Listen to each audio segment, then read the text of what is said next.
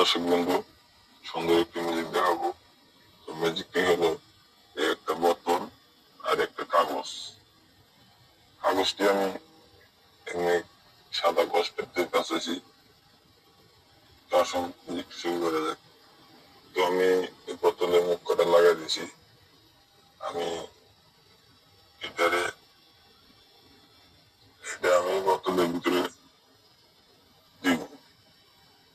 ঠিক আছে, তো শুরু করা যাক।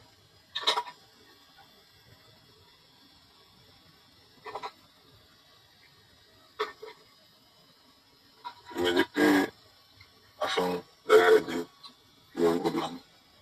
আমি এই যে পাশে এই যে একটু কাটছি, এটা এইটারে আমি আঙুলটা ধরছি, সেটা আর একটা আমি হাতে আমার ওটা নিচে রেখে দিয়ে আমি মেরে দিচ্ছি।